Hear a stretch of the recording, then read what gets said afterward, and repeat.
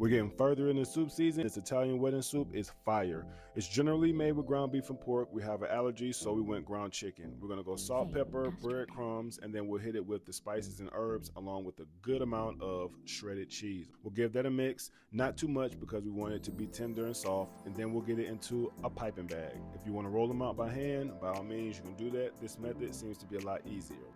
To a pan, we're gonna bring it up to heat and then add some grains of olive oil and then just squeeze them out and give them a nice little snip into their bite-sized pieces. We'll work on cooking those until we get a nice sear on both sides, maybe 2 to 3 minutes, and then we'll get those out of the pan. In that same pan with a little extra olive oil, we'll go onion, carrots, and celery. With a good pinch of salt and some pepper, we'll cook those down until everything becomes soft. At that point, we're gonna go in with some chicken broth. We'll give it a nice mix. We'll add our chicken back in, and then we'll put the lid on. We'll let that simmer for about 6 to 7 minutes. After 6 or 7 minutes, we'll take the lid off, we'll give it a nice mix, and then we'll drop our orzo in. We'll give that a mix, and then we'll add in, after about 2 to 3 minutes, we'll add in some parsley and some more seasonings because we want this to be super flavorful. We'll give that a nice mix and then toss in a handful of spinach.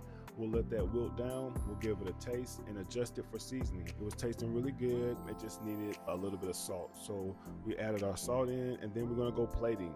We got that soup into a bowl. You can do it with crackers. I did it with some garlic bread. This was hearty, it was super flavorful. The chicken in it was tender, the spinach made it super healthy. The orzo was fire too. I would give this one a 9.5 out of 10. Definitely give this one a try.